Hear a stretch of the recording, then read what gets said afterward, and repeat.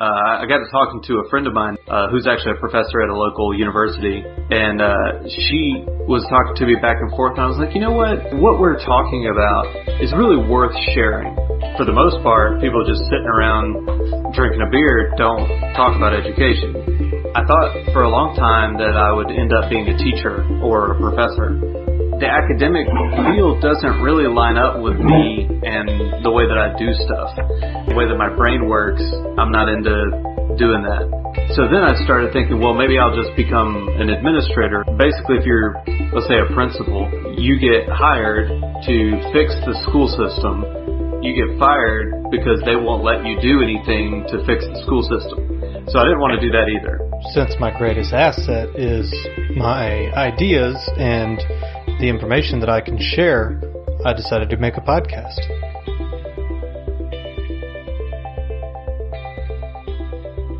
Welcome to the podcast. Do you want to go ahead and tell us a little bit about who you are now? Give us a little bit of context before we get into the past and your education and whatnot. Sure. My name is Steve Spence. I'm a business owner these days. I went to Furman University, studied marketing, business, and economics. Didn't start out that way, but I finally got there about 20 years ago. And we'll probably get to that story later on.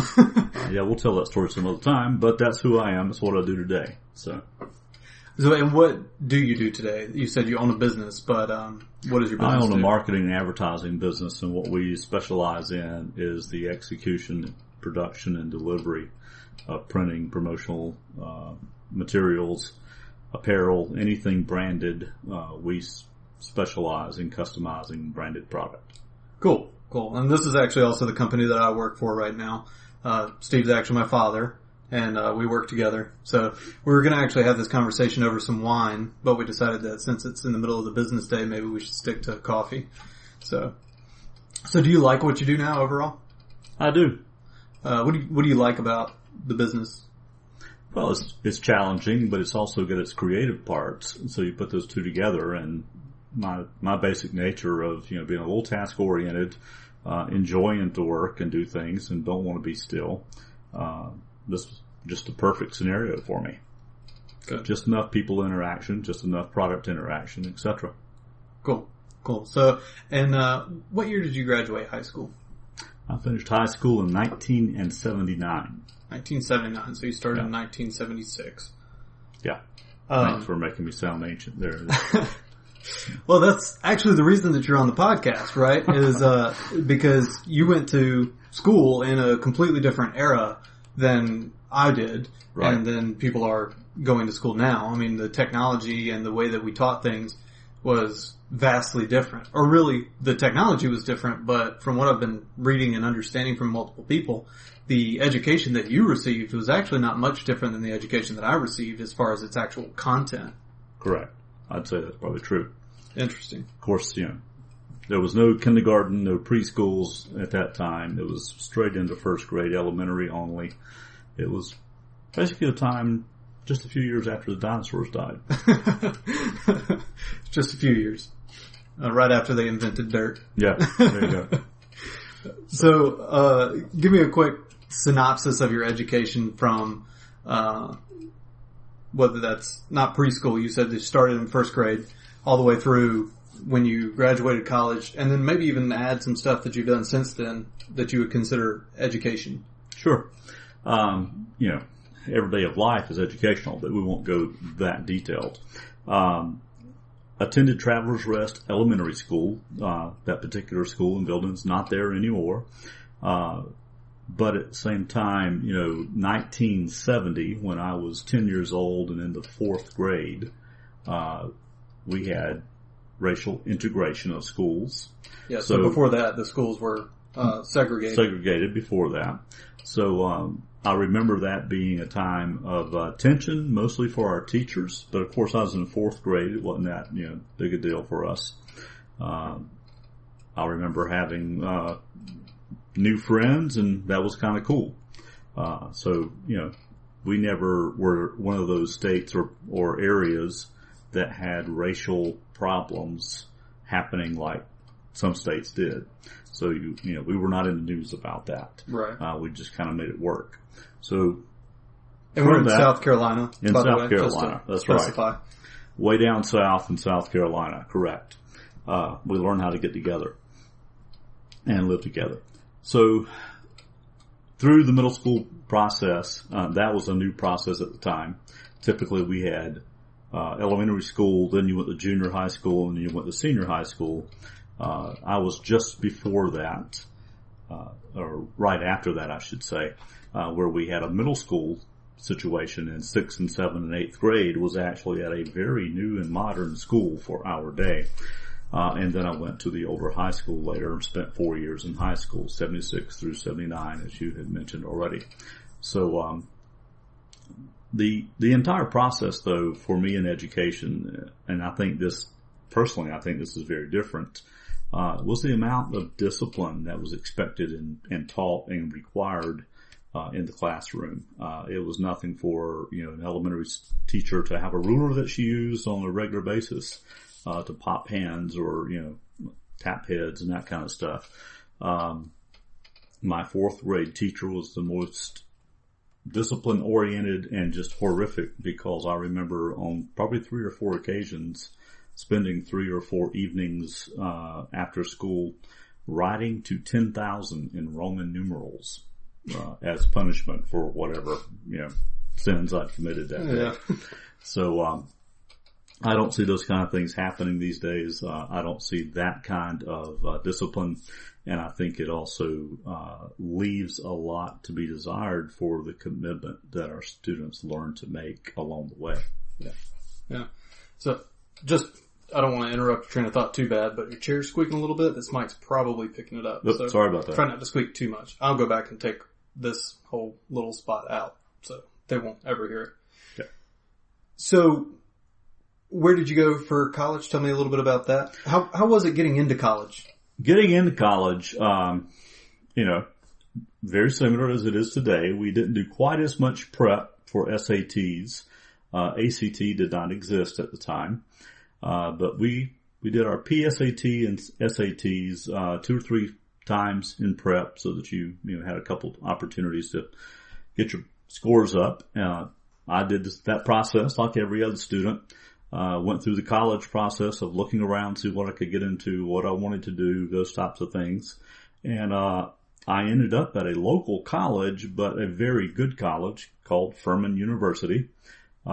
It's kind of like the, Ivy League of the South, if you will.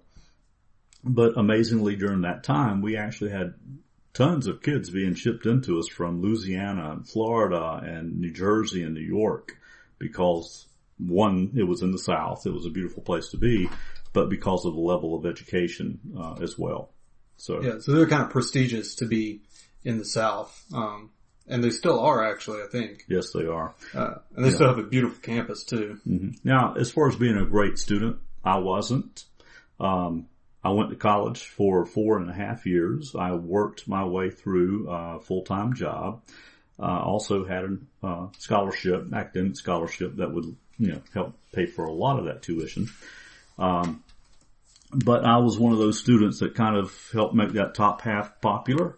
But that's not a problem. I'm also one of those students who owns my own business today and hire those top students. So you showed them. Well, somebody's got to pay them. I'd rather it be me.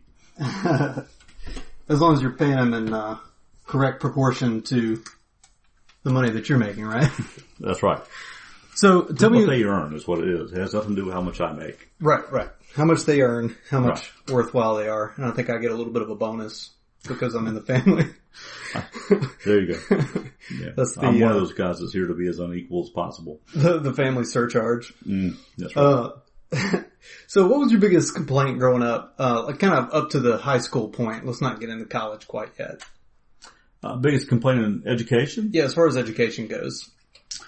Or maybe something you think that your teachers or administrators could have done a little bit better. Well, teachers back then were somewhat like they are today. You had your good ones, you had your very good ones, and you had some that were just there to kind of do the job, and go home, Mm-hmm.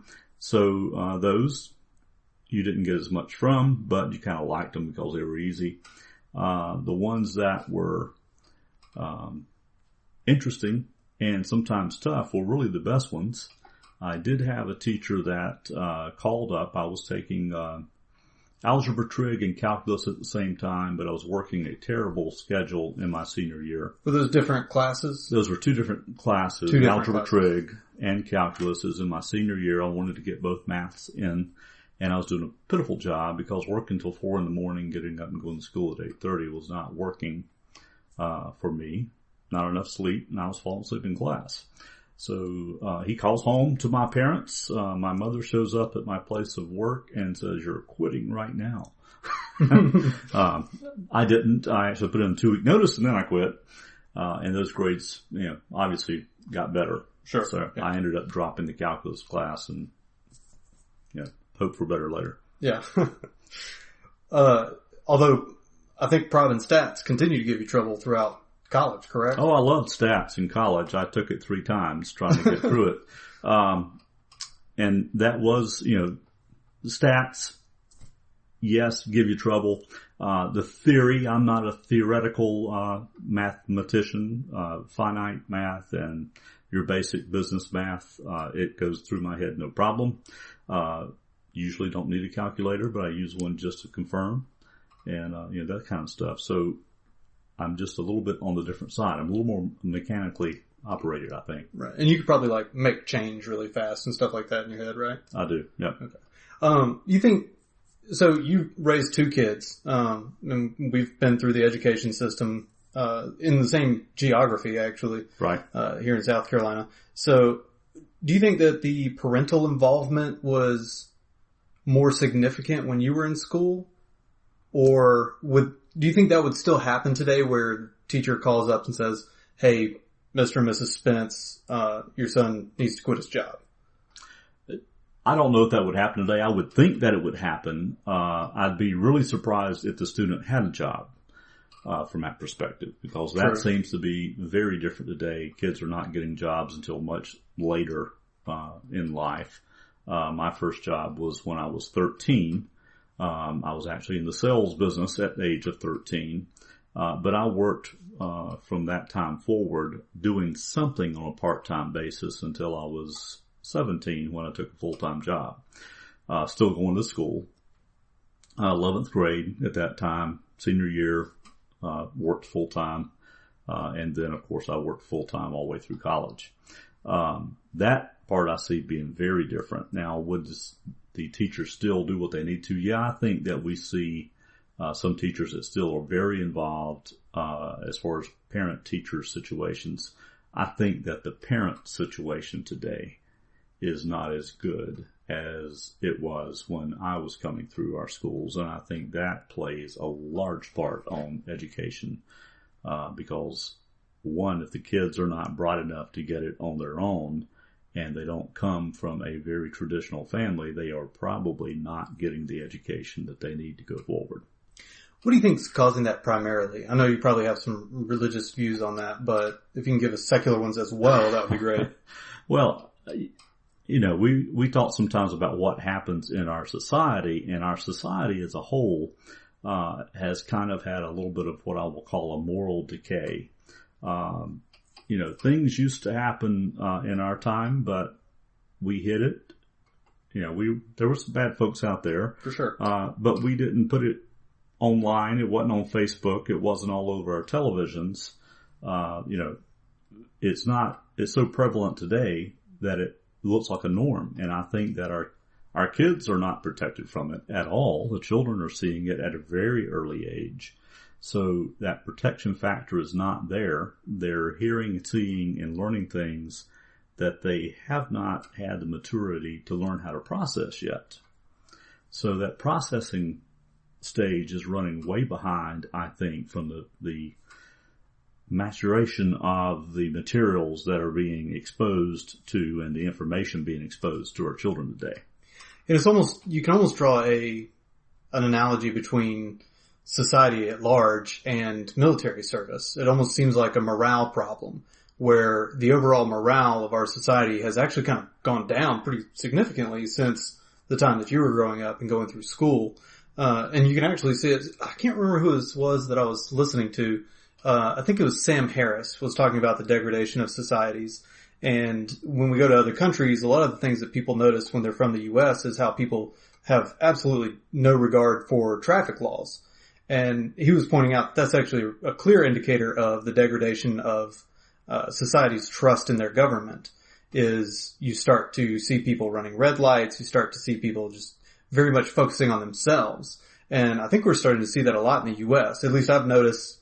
Last night, my girlfriend and I were going to get some Taco Bell for dinner, because we were splurging a little bit on the dinner thing. We try to be healthy, but every once in a while you gotta get some Taco Bell. So while we were on the way, there was this idiot right there at 291 in Cherrydale in that big intersection, sitting in the middle of the road, all the lights red. And he's just sitting there, sat there through a whole cycle of lights. I was like, I don't know if this guy is drunk or if he just doesn't care. And I'm definitely a rule follower, so that kind of stuff really bothers me. And Dre is the same way. She has a very strong sense of justice. She's like, where's the cops when you need them, you know? Like, somebody pull over this idiot, give him a ticket. So yeah, I think we're seeing that a little bit. And I don't know if the education system can salvage that, but I know that it can harm that. And I know that as children are going through school and they have teachers who they see are depressed about where politics are or who are upset about this or that, that rubs off on kids and it starts to get them to be burdened very early on, which definitely influences their education.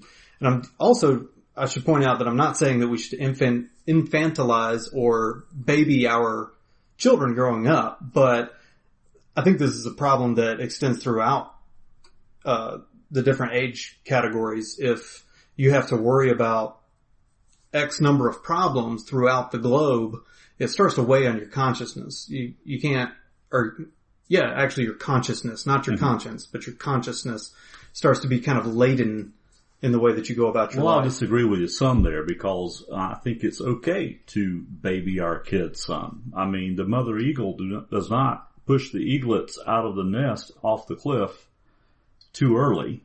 She keeps them protected, gets them ready, prepared, and then they're in the wind.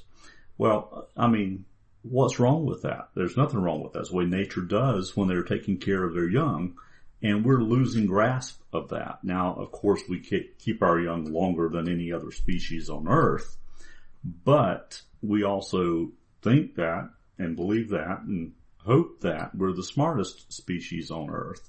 And therefore it takes longer for us to mature and do what we do. Because sometimes I doubt it. But at the same time, that enormous amount of information, the politics, the pornography that we see on our nightly television, the language that we hear, all of those things, you know, the words are not just words. They carry connotation. They carry a lack of intelligence or show a lack of respect, or your words show respect and resilience and education. And if we can bring that back to our society, I think we can see it turn around. If education can help with that and can teach us that we don't need to speak every single dialect that comes along, whether it's a real dialect or not, then speaking properly is an educational way to move people forward. If you speak properly on a job, you get promoted. If you speak really well in front of clients, in front of bosses, or in front of your peers at presentations, you get promoted. So how can we learn to speak well? And the answer to that is we need education. We have to educate our very young, our elementary ones, to read, to learn a vocabulary, to speak properly while they're in certain environments. And then if they want to go talk smack or whatever, you talk trash on the street and whatnot, that's one thing. But that's playtime. That's not developing relationship time.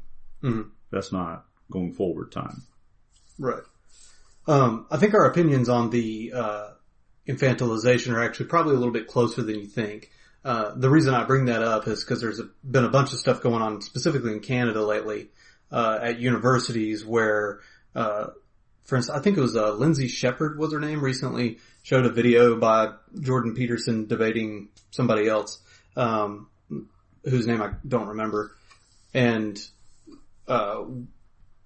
eventually I think the university apologized to her for the way the whole situation was handled, but initially they were very upset that she would expose those young children to that content. And what age kids were these? These were 18-year-olds. 18-year-olds in college. Yeah. Okay. So obviously those... Old enough to die for their country, etc. They should be mature enough to handle... Exactly. They should be mature enough to handle dangerous ideas. And really the ideas that she's dealing with aren't particularly dangerous to begin with. I think we were actually talking the other day about this. I think so. And how, how to make a bomb is dangerous knowledge, but stuff that they teach you in college is not. Right. People should be able to deal with those. So what was like your favorite subject in school? Or, yeah, we'll go with that. Most interesting. What piqued your interest the most? Well, believe it or not, it was actually math. Science maybe run a close second, but mostly math.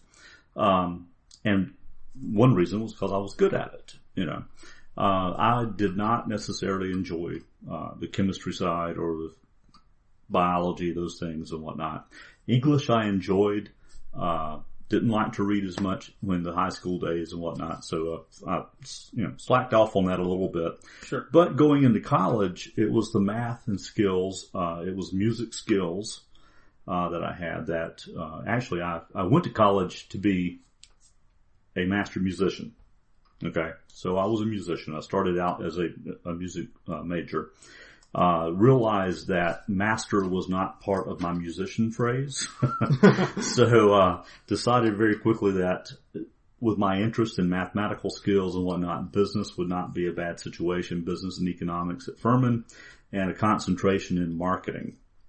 And most people think of the word marketing, they think advertising and selling and all those things.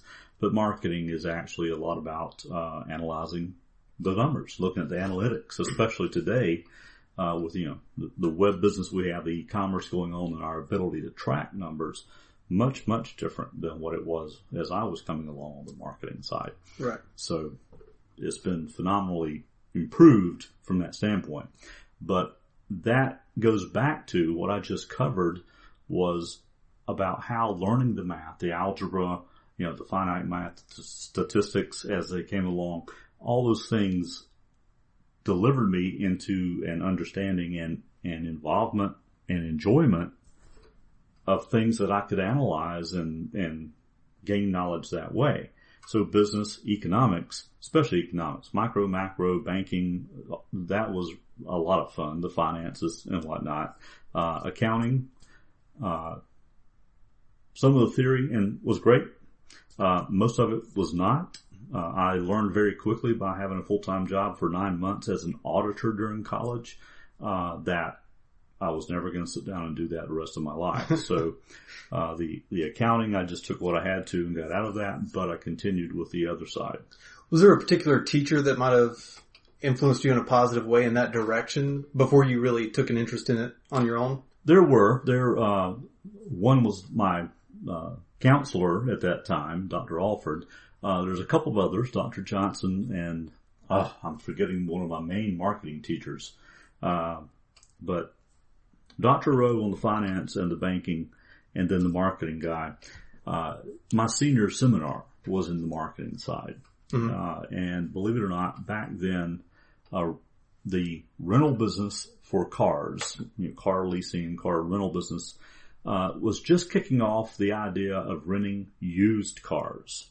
So Rent-A-Wreck, Ugly Duckling Rental, and those guys were just popping out and whatnot. And all of my studies in marketing and work for my senior seminar was about that industry and what they were going to do. So, very interesting. The guy that, the professor that was actually working with us, was fairly new to Furman. He'd only been there about 2.5 years. He was already, past his PhD in marketing. Waiting on his wife to kind of catch up. So it was one of those long range of relationships. And as soon as that happened, I think they both moved north and went to larger colleges. But learning that was a lot of fun. Just fun. Even today, you and I, we've been looking online at some graphs. We've been watching what happens in a 26 unit versus a 15 unit graph and time frame and whatnot. Analyzing some other things like that. We've done the same thing with our Google Analytics on the different sites and stuff that we work with. It's fun. Yeah. Look at it. What can we do? How can we affect this? And how can we use that knowledge to make ourselves better, make our product better, make our customers happier? The process of taking data and turning it into information. Right. That actually suits both of our personalities very well, according to the Myers Briggs. I don't know if you knew that or not. Have you ever taken a Myers Briggs? I have. Do you remember what you came out as? I think they told me I needed to just work with people. Yeah. I must have been a very confusing subject. Well, that might not have actually been the Myers Briggs. If you took it back then, that might have been before Myers Briggs actually came out. It may have been. So I'm what's called an INTP in the Myers Briggs system, and basically they're like, the one job that you definitely shouldn't do is in sales. I was like, well, okay, maybe one day I'll be able to do what I'm actually supposed to be doing. I wanted to ask you about something we kind of skipped over, and that was the discipline part. A lot of people, obviously, today are very much against hitting children, and with good reason. From a lot of the psychological studies and things that have been done, apparently it's a really bad thing to do. But I wanted to see your viewpoint. Obviously, you haven't done any, postgraduate work in sociology or anything. But how do you feel that had an effect on your education? Do you think it would have been better if they handled discipline in a different way? Well, I don't know how they would have handled it. I didn't really think about those things in those days, and not a lot of it was talked about. I can tell you that, being a boy that grew up in a somewhat rural area, that being outside, playing rough, playing sports, running and just having fun in the woods, those things were the way we played back then. So, we didn't think a lot about it when me and another fellow decided we'd tussle a little bit in the library one day. It was not a mean fight. We were playing. We were trying to see who could out-wrestle the other one. Sure. Unfortunately, an assistant principal came by, walked us back to his office, and we both got 2 licks from a big wooden paddle. Yeah. Now, I can tell you that it didn't feel good, but what really hurt me was that I had done something at school that I had to be disciplined for in that manner. Because everybody knew that the ones that went to the office were the ones too dumb to act correctly. Yeah. Right? So all of a sudden I got myself in that category. Well, I'll tell you what, it was effective. I didn't ever want to have to go back to the principal's office for that reason again. Yeah. And I never did. Only one other time did I get in trouble like that. It was my senior year, and I got into a ton of trouble with the senior principal because I took a friend straight to the hospital instead of letting the school know that they had a medical situation that needed to be corrected. So, what happened to that friend? That friend was fine. I got her to the emergency room on time. She had overdosed. They pumped her stomach and turned out great. Good. But that was not the right protocol. But sometimes you have to take action based on what you believe. And that sounds like a really good example of, lately I've been talking about the behemoth or the Colossus of Education. And so a good example is tech companies, right? So tech companies today out of the Bay Area or Silicon Valley or wherever, they move really fast and they're really lean and they have very streamlined operations. And the education system is the exact opposite of that. I mean, it literally takes an act of Congress to change anything about the school system. Right. Which is a big part of the reason that we're still using the same curriculum we were using back in 1912. I mean, we've got the educational version of the Model T, and we're still driving it. And we're kind of driving it into the ground. So what you're talking about is a great example of, you were able to critically think, she needs medical help now. I don't give 2 cents about, your protocol or your red tape, I'm helping my friend. And actually, one of our earlier podcast guests, that you know as Moose, but Scott Shirley, actually had a similar story about one of his kids where his son got in trouble for bringing a knife to school because he had a cool knife he wanted to show his buddy, and he even admitted, he was like, well, I didn't think I was going to get caught. I didn't think it was a big deal. He's not going to do anything bad with the knife, but he still got in a lot of trouble for taking it to school. Okay. I thought I was losing power on my notes. So tell me about your extracurriculars. Something I've been noticing in the interviews that I've been doing is extracurriculars seem to be kind of almost 50-50 as far as importance to life as the public school system is. Mm-hmm. What extracurriculars did you do, and how did that lead to positive or negative side effects during your education? Well, I was not the athlete during school. I enjoyed playing sports, and we did a lot of that around the house. And with the church too, right? Yeah. And with the church later on. Our house was the place where everybody came to the block and played. So that was going on. But I got involved in music and band early on. When you say early on? I started out in band with a 5th grade small ensemble. Did that 5th, 6th grade, and 7th and 8th we were actually a concert band. 9th grade we started marching. So it was about 10 years old you started? I was 11, 12. 11, 12. Okay, yeah. Cool.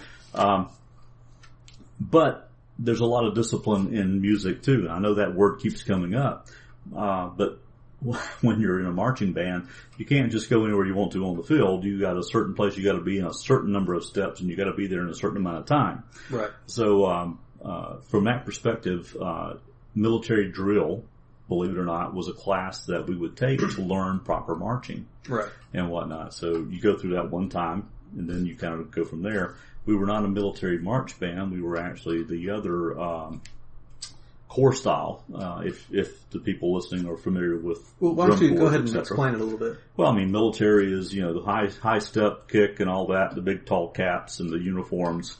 The other side of that back then was wearing a very casual top, usually very glossy. The French Cavalier hats with the big plumes out the back and things like that. And we did a lot of other fun things. It wasn't all straight up and down marching, dancing, lunging, all sorts of things happening. It was more about entertainment during a halftime, and during competition. So that musical interaction, again, goes right back to two things. I like it because it's mathematical. Most people don't think about music being mathematical, but it is very mathematical. If you're going to play, concert or formal music. And the other side of it was the discipline, but fun. I mean, tons of fun.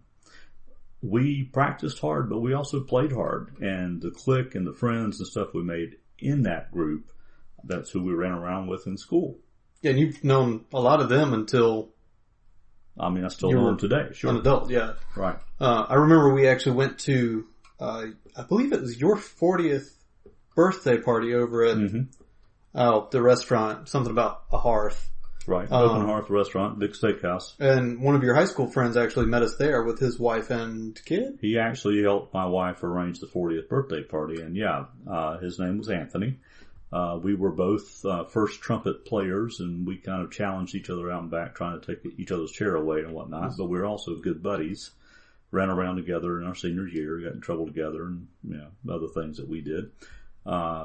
We both went to different colleges. We tried to go to college together. It's probably a good thing we didn't get to make that work, because we probably neither would have jobs today. We'd probably be sharing a cell somewhere. But we didn't do that. We did meet our wives while we were in college, each of us. We did schedule to be engaged on the same month. We scheduled to be married a year later on the same month, within a week of each other. Surprise, surprise. Didn't do it on purpose.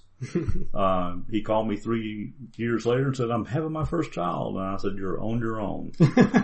We didn't do that together.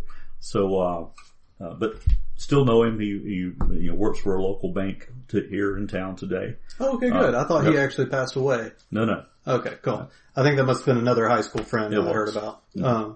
Okay, cool. So, what other extracurriculars outside of just school facilities did you participate in?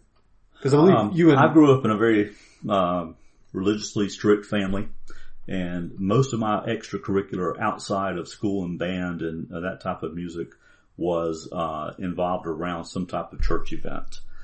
It wasn't all just in my one church. My family was also musical. We traveled, in the old school bus has been converted to a musician's bus and band bus. We would travel every weekend, Saturday and Sunday, and go to gospel singings. We had a 5-piece band and a trio that sang. All of us were family related, and won several competitions and that sort of thing. When we would go to Singspirations, they make movies about it today. We did it back then and whatnot. But that was the way we entertained ourselves, but it was also a part of a ministry that we were involved in and whatnot. Right. So, we kind of traveled around the North Georgia and, around North Carolina area and all over the state of South Carolina. We didn't do it for money. People would give us gas money and that sort of thing to kind of help out, but it was strictly a ministry side and, hey, we want to do this to help. If only they had Patreon back then, you guys might have been still doing it. Hey, yeah, might have. So I was actually thinking about trying to talk to Grandma and get one of their old Smith Sisters albums or something to play like for the beginning and end for the music on the podcast for this episode. So I'm actually talking to her soon for a different show. Well, just so you know, I've got a CD in the files of one they made not too many years ago. Okay, cool. Maybe I need to get that from you. Yep. Cool. So speaking of Grandma, how involved were your parents in your education? My father really was not involved at all. I tell people we grew up in a single parent household. That's because my mother worked during the day. My sister and I stayed at home by ourselves, for crying out loud. Don't send the DS after us now. For about an hour and a half while my mother was coming home and my father had to leave and go to work at night. So that was the way I grew up. Even when I graduated college, my father still worked at night. My mother worked during the day. And we only saw one parent at a time. But we also learned a lot of responsibility during that time because we had to take care of each other. We had duties during the summers. We raised a garden and that sort of thing. And a lot of vegetables came out and went in the freezer because of that garden. And my sister and I would tend that, or help tend it. And then, of course, we would help my father. He would be waking up about 3:30, 4 o'clock. We'd prepare stuff for him to eat, help him get his uniforms ready. He was a truck driver. And that kind of stuff so that he could, get up, get off to work quickly and be able to get some rest primarily, before having to go spend another 10, 12 hours, on the road that night. And he did that 5, 6 nights a week with 1 or 2 nights off and whatnot. So we kind of grew up in that kind of a family. Now, I've kind of went down this rabbit hole. I forgot what the question was. Oh, I was just asking about their involvement in your education. So their involvement in education, my dad, not at all. My mother, her involvement was, okay, where's your homework? Where's your books? Let's get that homework done. No playing until. And that was her major part of involvement. But at the same time, schools didn't have all the extracurricular activities that they have today. We had a few more in high school. And most of that, of course, for me was involved in some type of music. We were either going to musical contests, concerts, that sort of thing that we were doing. My parents were always supportive of those. If they could be there, they were. And if they couldn't, then they made sure I got there and back safely. But they always encouraged me and my sister to be involved in those things. Going to college and getting ready for college. My parents wasn't a lot involved in that. They simply didn't know how to be involved in that. Had they been, I might have ended up somewhere differently, but everything worked out. So, there's no blame or no excuses on that side. We simply did the best we could because we couldn't Google a few colleges to see who had the best marketing and economics programs. You had to learn it other ways. and we were not as familiar with how to do that.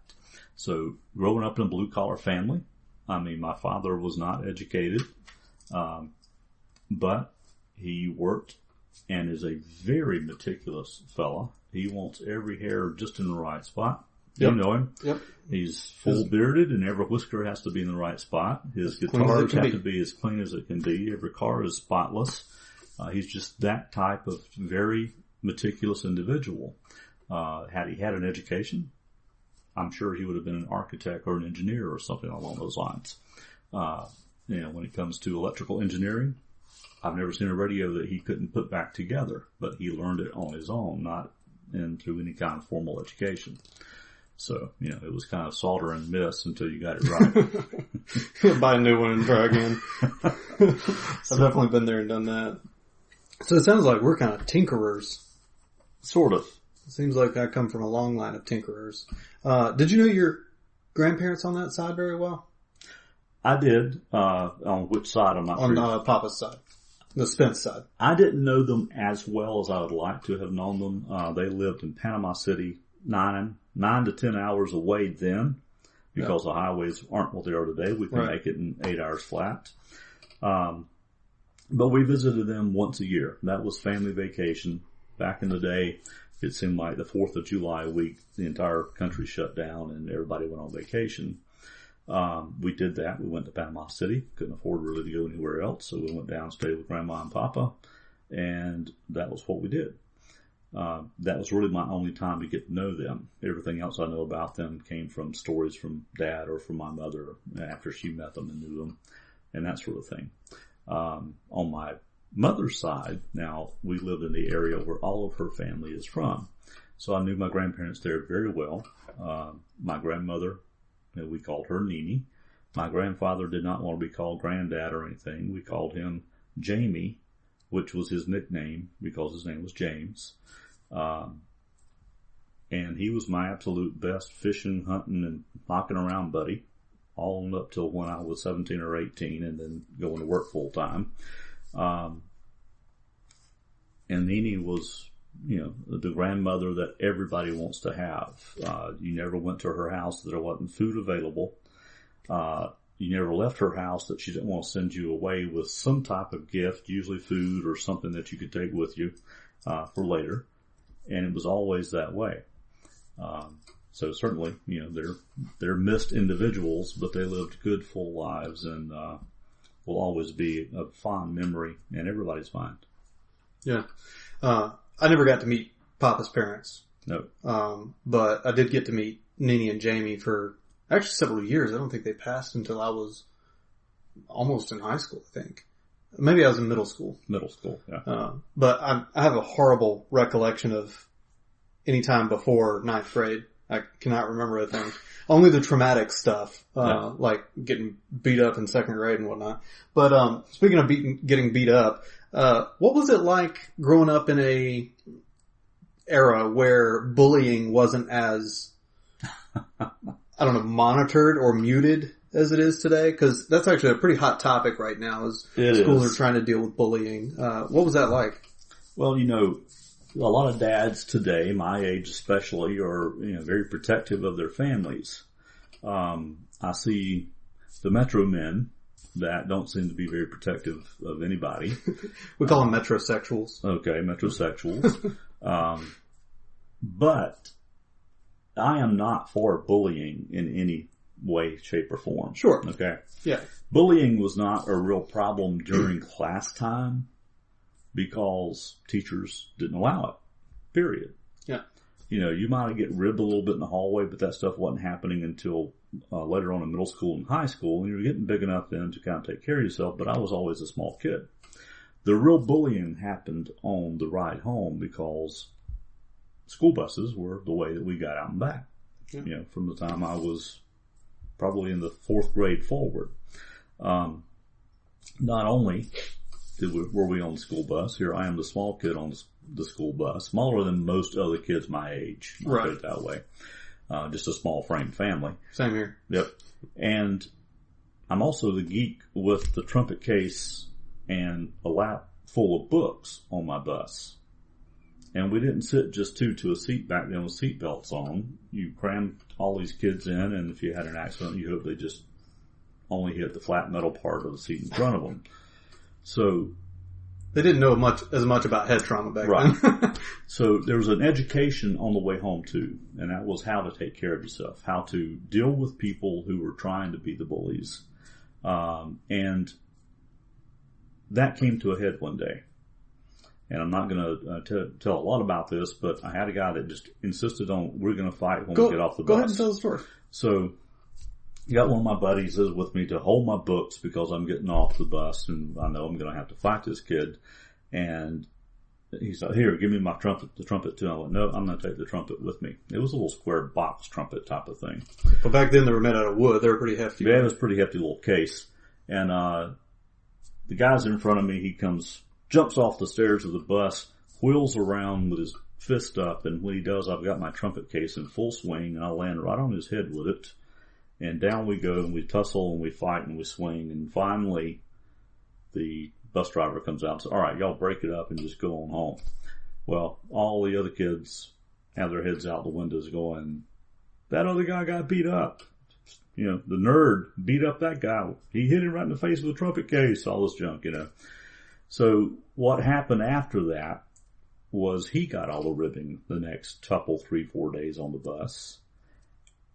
And I remember later on that the guys would come on the bus, they'd go to the back because they're going to be back there being the rowdy ones, and they'd, hey, see that kid there? Don't mess with him. He'll hurt you. Yeah. I remember, go ahead. I think there's an extra grade of toughness in that. Not that I'm a tough guy, because I'm not, but you know, going through that if I have to depend on myself in a situation, I can. I don't need everybody else coming to my aid. I may or may not get through it. It's a 50-50 chance, but you approach it a lot differently. You also learn to bluff your way out of those situations. You learn how to talk your way out of those situations because you're dealing with confrontation. And what I see today is we don't want any confrontation in my space at all. Don't come in my space. Mm-hmm. And I don't see how people can deal with one another unless we're all going to wear silencer headphones and only text messages to each other. Yeah. Yeah. I'll tell you a quick story from this weekend. Dre and I go to a country bar pretty regularly on Saturday nights because they have a great dance floor. We're not particularly into country music, but we really like going and dancing. And I wasn't feeling too hot, so I actually went to the restroom and went to the bathroom for a little while. When I got back, I could tell Drea was upset about something. I could tell before I got back to the table. I could just feel that something was happening. And as she's walking back to the table and I'm walking back to the table too, she says to me, if that guy comes over here, I'm going to punch him in the face. And I was like, so red flag goes up, right? And he comes over and is going to come up and talk to us. Well, I stepped in between the two of them, and shook his hand because I wanted to have some sort of physical contact with him. Right. In case I don't want him to be far enough away to where he can get a good punch off. Right. If he does decide to start swinging at me, I want to be close enough to him to where I can headbutt him or something, knee him or something like that, just in case he decided to get violent. It turned out he was just a drunk jerk, and he actually apologized to me in slurred words as best he could, and then his buddy kind of dragged him off because his buddy could tell that I was like pretty upset. And what had happened was he had asked Dre to dance, and since we're dancers, that's not really a big deal to us. It's not like a romantic advance to us. We just go, oh yeah, sure, let's go have some fun dance, and then we'll part ways. But he viewed that as an acceptance of his advances. And she, she's pretty good about how to interact with more aggressive men, on the dance floor specifically, where to put your hands, how to position things so where they can't get too close to you, without being forceful. And at that point, you have a problem because they're being forceful and other people typically pitch in. But it actually hit me really hard, made me pretty upset after the guy had left, because he wasn't a real big guy, but he was big enough to where me, having never been in a fist fight for real before, I'm not convinced that I'd be able to put him down. Mm-hmm. Now, granted, he's drunk. I probably wouldn't have had an issue with it. Also, granted, I'm good friends with the instructor there, and he's about 6'3" and probably 275 pounds worth of country muscle. Mm. And he actually, Dre had told me later that he was actually almost out of his chair while she was having this confrontation with this guy on the dance floor. He was looking out for her. So I was glad to find that out. And I offered to buy him a drink, afterward, just to let him know, like, hey, I appreciate the thing. And I found out he gets all his drinks for free. Cause he's the instructor. So you can let him buy you a drink. Yeah, I was like, well, you need to give me one. But, we call him the pirate cowboy. He's got an eye out. He wears a patch. But, yeah, so I mean. So you're right on the same page as what I'm saying. Exactly. Bullying kind of prepares you for life situations. And especially as a guy, because women definitely should learn to protect themselves in whatever facet they can. But when it comes to guys, guys can actually hurt you. And that's one of the reasons I think that kind of stuff should be taking place prior to late high school. Mm-hmm. It should be middle school, early high school is a time where you should absolutely be allowed to beat the snot out of everybody. Because as a guy, you're not strong enough to legitimately hurt someone yet.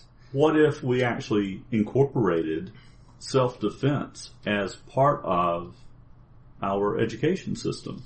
I mean, think about the discipline that it teaches. Think about the building of courage and self-worth that it brings, mm-hmm. because you know what you can and cannot do, and you know how to deal with things. Yeah. And you've been hit in the face before. Right. Being hit and in the face bully before. That has that short kid kick his tail one time out there on the mats, realizes he's not the big guy he thought he was. Yep. You know. Yep. So. And there's a mutual respect there too.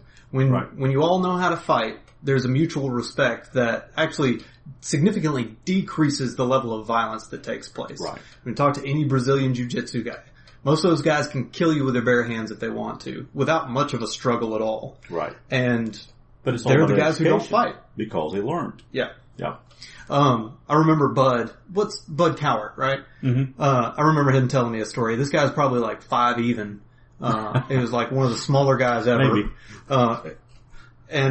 He's even older than Steve. And I remember him telling me he had to transition schools several times. Mm-hmm. And he said every new school he went to, he'd walk up to the group of guys that was out in the schoolyard or whatever, and he'd pick out the biggest one. And he'd walk up and deck him straight in the teeth. He said he'd aim for right between the nose and the upper teeth. He was like, put that there, and that really stuns them. Might even knock them out. Mm-hmm. So you just go on the first day of school, pick out the biggest kid you can find, and deck him right in the face out of nowhere. And he said after that, nobody'd mess with you. I'm like, yeah, that little punk's crazy. He'll knock you out. You know. Hey, watch out for the small guys. They'll always hurt you. Yeah, they're scrappy. So, well, I think we've talked about that enough. That's right. So wrapping that up. I have one more question for you, and then I think we need to wrap up. We're getting a little bit long on the podcast. If you could change anything about your education, what would it have been? Wow, that's a tough one. Yeah. If I could have changed anything about my education, what would it have been? One, I think I would have applied myself a lot better in high school, especially, if I could go back and change that. Secondly, it would be to have someone that could mentor me from a high school to a college transition. I know that people actually make their livings doing that these days, but we didn't have that back in 79 or 78 range. Not in our area anyway. And just having that kind of transition to kind of take you from what's going to be different, how you should be planning for it. You know, you never know what you're going to do as a career. Nobody does. But some people have a good idea of which direction they want to point themselves. And knowing about schools and that transition, I think that kind of information would have made a lot of difference. for me. Now, I think that information is out there today. The question is, are people willing to take advantage of it? Right. How did they help you discover your passions and interests when you were in high school? We had similar personality and test that would. What was the one you called off? You got the name now. Like Myers Briggs. The Myers Briggs. We had tests like that we'd take. They were more vocational oriented a lot of times. There's the military test. I can't remember what that one is. The Army always comes in and distributes that. Yeah, they that. want to do that, but that was one of those during our time that you could take it if you wanted to, but it wasn't one that they pushed on us. Oh, okay. They made everybody take it, and then if you wanted to pursue that in my high school, you could go. They'd have recruiters there and stuff like that, and they'd tell you how awesome it was to fill gas tanks for the Army. All right, great. Well, this has been a lot of fun. I've enjoyed talking to you in a more public setting instead of our normal father-son time. Go ahead and let people know how they can get in touch with you. Feel free to plug Proforma Rhino. Do whatever you want to in that facet, and then we'll wrap it up. All right. Well, I appreciate you inviting me to be a guest. I'm kind of surprised that, being the father and the boss, that you take the risk of having me here. So, but I appreciate that. We noticed I toned back my language for this one. So having dad around actually helps. I will tell you that Proforma Rhino Graphics has been around for 17 years. We are a national and international company at this point, shipping all over Europe, shipping all over North Americas, and would love to help you guys out. What we do, of course, is advertising and marketing product. Remember, we're the executioners, so we actually execute your marketing plans, and that's where we fit in the best. So if somebody would like to, fuss at me for something I've said on the podcast, you can reach me at www.proformarhino.com. My contact information is there, and we'll work from there. All right. Thanks, Steve. I appreciate you being on the podcast. Enjoyed it. So real quick, before you go, I'd like to say thank you so much for listening. We really appreciate it. If you'd like to hear more of our thoughts or debauchery, you can find us on YouTube and Patreon at The Draylor Show. That's DREYLOR. Or visit our humble WordPress blog by going to thedraylershow.wordpress.com. Those links will also be in the description below as well. Thanks so much.